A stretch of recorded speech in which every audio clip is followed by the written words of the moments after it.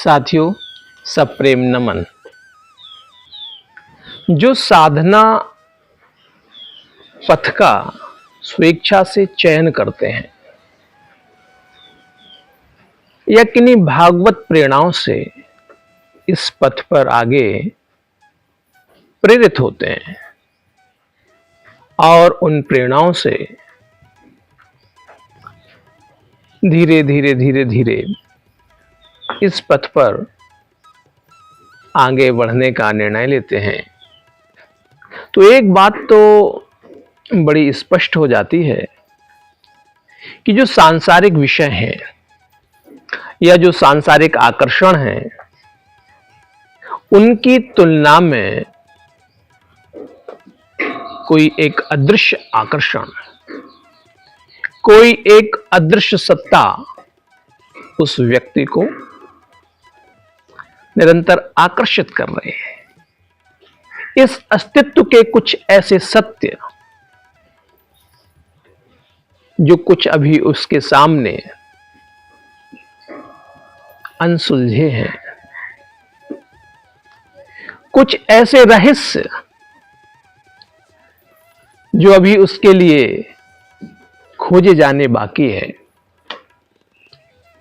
कुछ ऐसा संतुष्टिजनक ज्ञान बोध, कुछ ऐसा आधार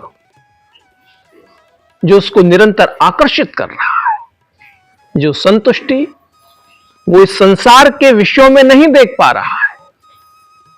जिन लोगों को सांसारिक विषयों में संतुष्टि, पद, प्रतिष्ठा या किसी तरीके के प्रलोभनों में कोई आकर्षण है, कोई रस है, कोई रुचि है, तो सामान्यतः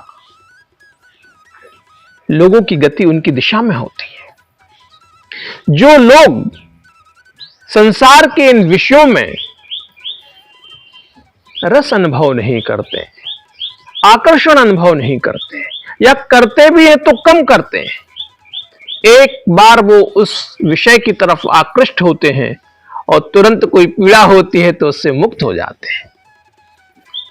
तो उन पीड़ाओं के स्थायी समाधान के लिए जो व्यक्ति उस भागवत पथ का चयन करता है, संसार के मिश्रित सत्यों के बीच में से जो पूर्ण सत्य का दर्शन करना चाहता है, ऐसा व्यक्ति जिसका साध्य केवल परमात्मा होता है, जिसका साध्य परम सत्य होता है, जिसका साध्य विवेक होता है, जिसका साध्य शुद्ध ज्ञान होता है, जिसका साध्य भगवान की भक्ति होता है, ऐसा व्यक्ति जब भगवान के पथ पर चलते चलते किन्हीं कारणों से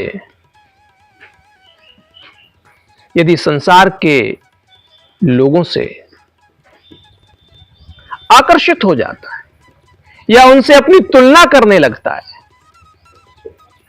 या उनसे किसी कामना की पूर्ति के लिए या उनसे अपने पथ पर कोई सहयोग की अपेक्षा करने लगता है, तो साधक को जरूर एक बार विचार करना चाहिए कि उसका परमात्मा के प्रति विश्वास कितना है। जिस परमात्मा को आधार बना करके उसने अपनी यात्रा शुरू की है,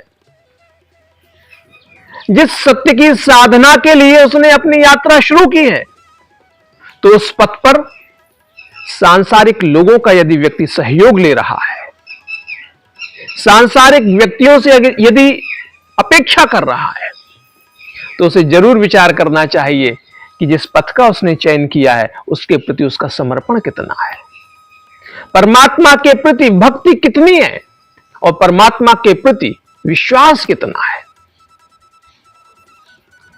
अर्थात कहीं ना कहीं उस परम सत्य के प्रति, उस परम सत्ता के प्रति, उस भागवत शक्ति के प्रति भागवत प्रेरणाओं के प्रति, भागवत व्यवस्था के प्रति कहीं ना कहीं उसमें विश्वास की अपूर्णता है। तभी तो वो सांसारिक लोगों का आलंबन ले रहा है, उनसे तुलना कर रहा है। किसी व्यक्ति ने यदि उससे कहा, महाराज जी, भाई देखिए कितने लोगों ने तरक्की कर ली है, उन्होंने इतना बड़ा आश्रम बना लिया है, कितनी गाड़ियां ले ली हैं, और आप कितना संघर्ष कर रहे हैं। तो यदि वो व्यक्ति विचलित हो रहा है तो उसका आलंबन अभी परमात्मा नहीं बना है। जिस व्यक्ति का आलंबन परमात्मा बन जाता है तो उसका साध्य भी परमात्मा होता है और साधन भी परमात्मा होता है। जिस व्यक्ति का आलंबन सत्य बन जाता है तो उसका साध्य भी सत्य होता है और साधन भी सत्य होगा। वो अपने किसी साध्य की पूर्ति के लिए किसी भी असत्य साधन का प्रयोग नहीं करेगा। और इस लोक में कौन किसका हितैषी है? स्वार्थ के वशीभूत होकर के तो सभी लोग लगे हुए हैं। कौन सहयोग कर सकता है? सुर नर मुनि सबकी यह नीति, स्वार्थ लाग करहि सब प्रीति। प्रत्येक व्यक्ति स्वार्थ के वशीभूत है। यहां तक कि हमारे जो जन्मदाता माता पिता हैं, उनकी भी अपनी कुछ कामनाएं होती हैं। इसी के लिए बृहदारण्यक उपनिषद में हमको संदेश मिलता है कि इस धरती पर कोई किसी का नहीं है। अपनी कामना की पूर्ति के लिए व्यक्ति का संबंध होता है। इस सत्य को समझे बिना यदि साधक इस पथ पर चलेगा तो निरंतर फिर निराश होता रहेगा और अपनी तुलना दूसरों से करता रहेगा। इस सत्य को समझने के बाद ही साधक इस मार्ग पर प्रेरित हो, प्रवृत्त हो। सबके प्रति यथा योग्य पूरे आदर का भाव रखते हुए, मां के प्रति, पिता के प्रति, गुरु के प्रति, इष्ट मित्रजन जो भी अपने बंधु सखा बांधा उनके प्रति, सबके प्रति यथा योग्य आदर का भाव रखते हुए, विनम्रता का भाव रखते हुए साधक को इस सत्य को स्वीकार करना ही होगा कि इस पथ पर हमारा मार्गदर्शक,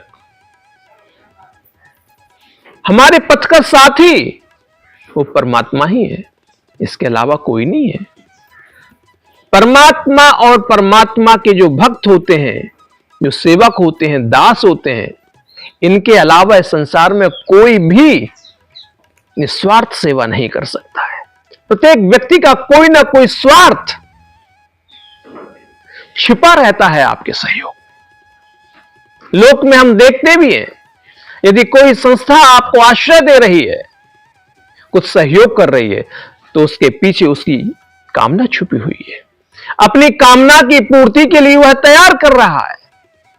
और यदि आप किसी दूसरे की कामना के लिए तैयार हो रहे हैं, चाहे वो घर हो, परिवार हो, तो परमात्मा के प्रयोजन के लायक आप नहीं हो सकते। अगर परमात्मा के पथ पर आप चल रहे हैं तो आपको पूर्णता, बिना शर्त, अनकंडीशनल सरेंडर, बिना शर्त के परमात्मा के सामने समर्पण करना पड़ेगा।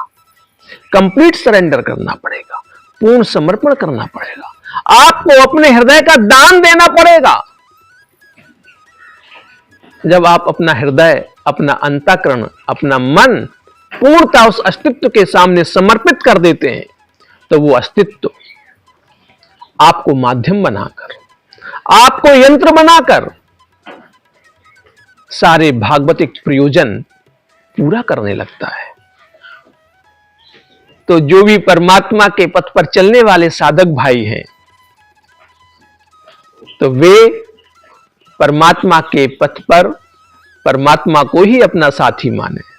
परमात्मा ही साधन है आपका, वही उस सत्य तक पहुंचाने का।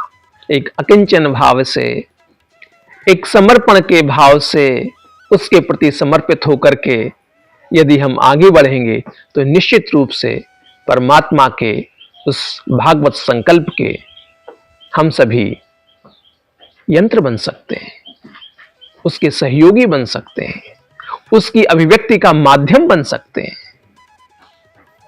सभी को सादर नमन, बहुत बहुत प्रणाम।